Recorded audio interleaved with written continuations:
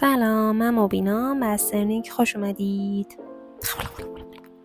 خب اینجا صدای من به خاطر باد زیادی که میومد اصلا ضبط نشده. خیلی هم جدی توی جوی قرار گرفته بودم و داشتم صحبت میکردم که انگار چه خبر بوده. حالا بگذاریم. تو این ویدیو من میخوام یه نقاشی رو شروع کنم که حال و هوای اون فضایی که میدیدم رو داشته باشه.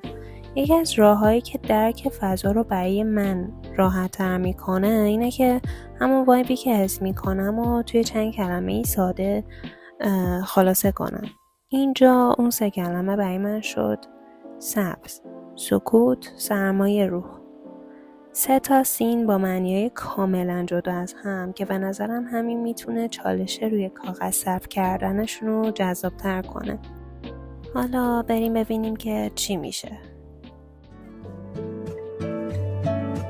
Ever since the first time you opened up my world, I just can't seem to close my eyes and sleep. I'm locked inside this daydream, don't need any saving.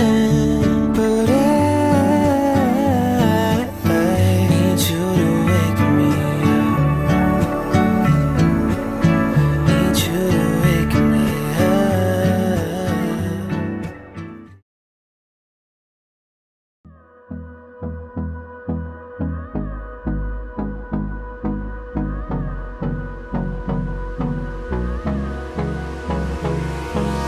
Hold me close till I get up.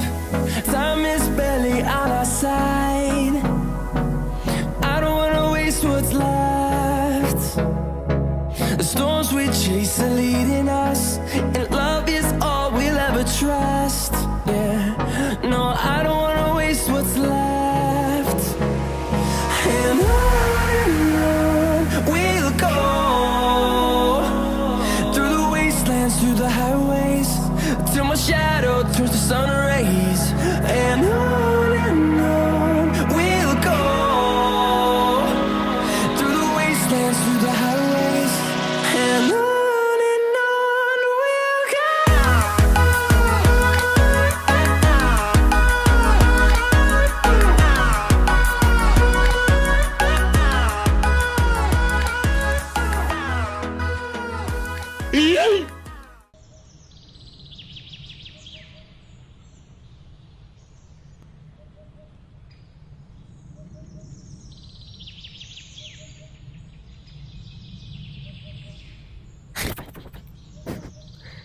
دیروز خیلی ذوقشو داشتم که زودتر کارم رو تموم کنم و نشونتون بدم و بگم ببینید توی روز تمامش کردم، خیلی هم خوشگل شده.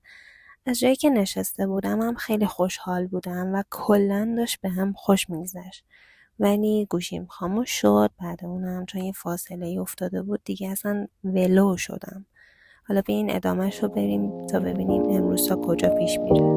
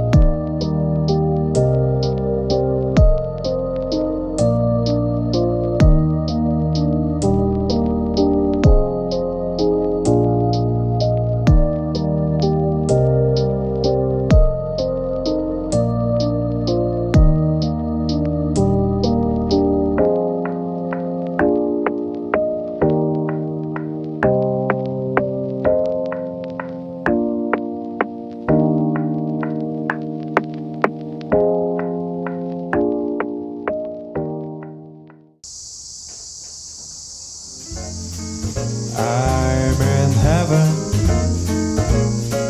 and my heart beats so that I can hardly spare, and I seem to find indecisive. When we're all together, dancing cheek to cheek.